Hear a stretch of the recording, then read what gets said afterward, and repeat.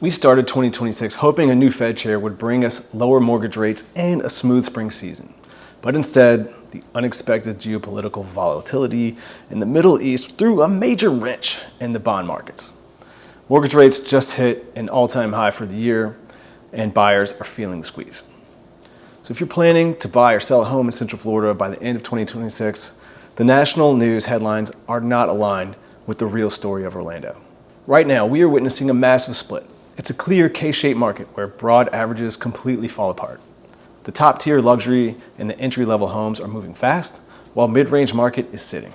And there is a major wildcard coming up this November that almost no one is talking about yet, and it could completely reshape our local real estate here. Let us break down exactly what's happening in Orlando right now. If you read the macro headlines, they will tell you that real estate market is mostly flat and that 40% of sellers nationwide are dropping their prices. But as someone who has studied Central Florida real estate daily for over a decade, I can tell you that hyperlocal markets do not care about national trends. In our local market reports, we strictly isolate single-family homes. Why? Because mixing condos, townhomes, and condotels, etc. into Central Florida data completely skews reality.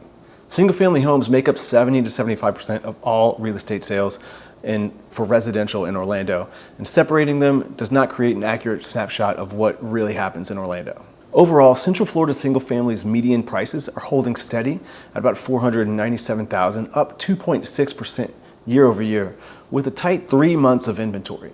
But watch how fast those numbers change when we look at the specific areas. Look at Winter Park, zip code 32789. When you think of the historic enclave, you think of iconic Winter Park chain of lakes, Rollins College, and the brick-lined streets near Park Avenue. The median single-family price here just hit $1.2 million. That is up a massive 20% from this time last year. Demand is incredibly steady, sitting at just 2.7 months of supply. And our Windermere expert, Rhonda, can tell us what's happening in that market. Interestingly enough, Windermere just broke records, an all-time high median price of $1,135,000, which is up 20% year over year. In College Park, near Lake Ivanhoe and Edgewater Drive, we are seeing a massive resurgence of luxury new construction, replacing original 1950s homes, keeping inventory locked at a super tight 2 months of supply. But if you drive to the Southwest Vacation Corridor near Davenport and Kissimmee, it is an entirely different world. Because of the high concentration of short-term rentals and investment properties, inventory skyrocketed to a heavy 10 months of supply. Same city, completely different real estate realities. Now let's talk about the wild card I mentioned. This November, Florida voters will decide if the Amendment 3, the Save Our Homes from Excessive Property Taxes measure, if it gets 60% approval, it is going to significantly expand the homestead exemption for non-school properties.